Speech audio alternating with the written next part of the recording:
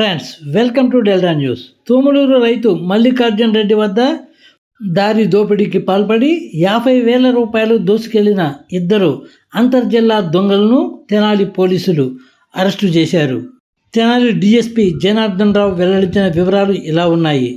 బాపట్ల జిల్లా చీరాలకు చెందిన ఇద్దరు దొంగలు కె కిరణ్ కుమార్, మురళి గత కొంతకాలంగా తెనాలి పరిసర ప్రాంతాల్లో బైకుపై తిరుగుతూ జన సంచారం లేని ప్రదేశాలలో వృద్ధుల బైకులను అడ్డగించి, మేము పోలీసులం, కాగితాలు చూపించండి, మీరు గంజాయి రవాణా చేస్తున్నారనే అనుమానం ఉంది అంటూ భయభ్రాంతులకు గురిచేసి అనంతరం వారి నుండి బలవంతంగా డబ్బులు లాక్కొని పరారవుతున్న ఇద్దరు దొంగలను పోలీసులు ఆట కట్టించారు.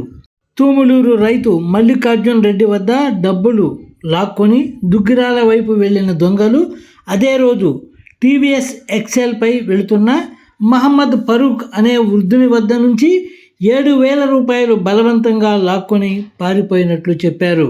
వీరిలో కిరణ్ కుమార్ పాత నేరస్తుడని, ఇతనిపై 12 కేసులు ఉన్నాయన్నారు. మరొక వ్యక్తి మురళి బీఎస్ఎఫ్లో పనిచేసి 2012లో బయటకు వచ్చి చెడు వ్యసనాలకు బానిసై కిరణ్ కుమార్తో కలిసి నేరాలకు పాల్పడుతున్నట్లు డీఎస్పీ పేర్కొన్నారు.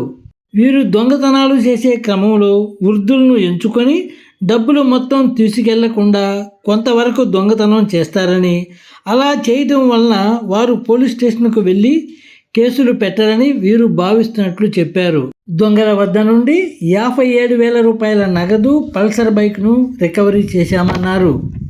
ఫిర్యాదు అందిన వెంటనే స్పందించి దొంగలను పట్టుకున్న rural SI Anand, rural CI Nayab Rasool, DSP Janardhan రావుకు పలువురు అభినందనలు తెలిపారు.